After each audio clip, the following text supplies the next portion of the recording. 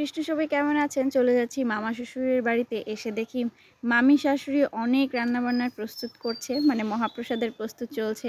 এখানে চলছে ধোকা, ২ প্রকার ধোকা, একটা ভাজা আর একটা সিদ্ধ, আরেকটা ছানা বা পনিরের তরকারি, পুষ্পান্ন আছে অনেক প্রকার, যেটা আমি এখন পদগুলো বলেও শেষ করতে পারবো না। তুলসী মহারানীকে একটু দর্শন করলাম। এদিকে আমার পুচু অনেক খুশি, ও নতুন কোনো জায়গায় আসলেই ও অনেক খুশি হয়।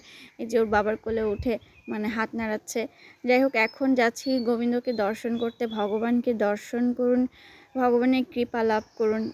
মামার এখানে বিগ্রহ আছে, মানে মামা বিগ্রহ সেবা দেয় ৩ বা ৪ বেলা সম্ভবত। এই যে মহাপ্রসাদ প্রস্তুত হয়ে গেছে, আমরা সবাই এখন মহাপ্রসাদ পাচ্ছি। গোবিন্দর সেবা হয়ে গেছে, এখন গোবিন্দর কৃপায় মহাপ্রসাদ পাচ্ছি। অনেক প্রকার তরকারি বা মহাপ্রসাদ তৈরি হয়েছে। এখন চলে যাচ্ছে একটু ঘুরতে, মানে ইস্কনে যাব আমরা। এখানে ইস্কনের এই জায়গায় আসা হয়নি কখনো, এটা আমাদের গ্রামের গাইবান্ধা। যাই হোক, চলে এসেছি ইস্কনে। বাসার কাছেই ছিল, খুব একটা দূরে ছিল না। এখানে এসে জগন্নাথ, বলদেব, সুভদ্রা মহারানীকে দর্শন করলাম, ভগবানের কৃপা লাভ করলাম। এখানে অন্নপ্রাশন চলছে, মহাপ্রসাদ তুলে দিচ্ছে প্রভু একটা ছোট বাচ্চা মেয়েকে। জগন্নাথ, বলদেব, সুভদ্রা মহারানীকে দর্শন করুন, ভগবানের কৃপা লাভ করুন। আমি এখানে মালা কিনবার জন্য দেখছিলাম কোন মালাটা সুন্দর। সবগুলোই বৃন্দাবন থেকে আসে। আর সবসময় আমার যে কোনো তীর্থস্থানে বা মন্দিরের আশেপাশের দোকানগুলোতে এরকম মালা দেখলে আমার খুব মালা কিনতে ইচ্ছা করে, তুলসী মালা। কারণ এক এক রকম সৌন্দর্য। কিছু প্রসাদ নিয়ে নিয়েছিলাম, মহাপ্রসাদ, একটু চিপস, একটু চানাচুর, একটু মুড়ি ভাজা। মাতাজি এখানে পুষ্প দিয়ে ভগবানের জন্য মালা তৈরি করছেন। প্রভু এদিকে পঞ্চপ্রদীপের জন্য সলতে তৈরি করছে। সলতে তৈরি করাটা আমি একটু দেখে নিলাম। প্রভুকে রিকোয়েস্ট করে যে কীভাবে তৈরি করতে হয়। আসলে আমি এরকম সুন্দর করে তৈরি করতে পারি না। যাই হোক, ভগবানের কৃপায় অনেক কিছুই দেখে নিলাম বা দর্শন করে নিলাম, সব কিছুই ভগবানের কৃপা। এখন চলে যাব বাড়িতে, কারণ অনেকটা দেরি হয়ে গেছে। আবার ট্রেন ধরতে হবে আমাদের গ্রামে যাওয়ার জন্য, যেহেতু শহরে এসেছি। কাল বেশ পূজার জন্য এখানে ধোকা তৈরি হচ্ছে, মশলা বাড়ছে আর এক মাতাজি। বের হয়ে চলে যাচ্ছি বাড়ির উদ্দেশ্যে। তার মধ্যে পুরনো পরিচিত পিসির সাথে আমার দেখা।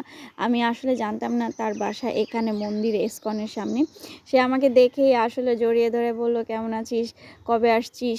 আর আমার সাথে হঠাৎ করে দেখা হবে ভাবতেও পারিনি। তারপর জোর করে এক প্রকার চলে গেলাম তার বাসায়, কারণ পিসি তো ছাড়বেই না। পিসির সাথে অনেকদিন পর দেখা হয়ে আমারও অনেক ভালো লাগছে। পিসির একটা ছোট্ট মেয়ে আছে শুনেছিলাম, কিন্তু দেখবো বা দেখার সুযোগও হয়নি। পিসির মেয়েটা পিসির মতোই সুন্দর হয়েছে, দেখলাম ওকে। তারপর আমার ছেলের জন্য একটু চিপস আর চানাচুর কিনেছিলাম, সেটা ওকে দিলাম। যেহেতু হঠাৎ করে চলে এসেছি, কিছুই ওর জন্য কিনতে পারি নাই। আমার ছেলে তো দৌড়াদৌড়ি করছে, আবার আমার ছোট ছেলেটা আবার কান্নাকাটি করছে। আবার এখানে অনেক আত্মীয় স্বজন, খুব তাড়াতাড়ি চলে আসতে হলো, বসতে পারিনি। যে পিসির মেয়ে, পিসির মতোই সুন্দরী। চলে আসলাম দাদার দোকানে। দাদা দেখে তো খুবই খুশি, ছোট ছেলেকে কোলে নিয়েছে। বড় ছেলে শুধু খেলনার দিকে নজর, তাই একটা গাড়ি নিয়ে নিল। মা আর শাশুড়ি ছিল সাথে। চলে যাচ্ছি বাড়িতে, কারণ ট্রেনের সময় হয়ে গেছে অলরেডি। গোবিন্দর কৃপায় মহাপ্রসাদ পেয়েছি, ভগবানকে দর্শন করেছি। সবাই ভালো থাকবেন, সুস্থ থাকবেন। আপনাদের কৃপায়, ভগবানের আশীর্বাদে আজকের ব্লগটা এখানেই শেষ করছি। গোবিন্দ সবার মঙ্গল করুক, কৃপা করুক। হরে কৃষ্ণ, সবাই ভালো থাকবেন।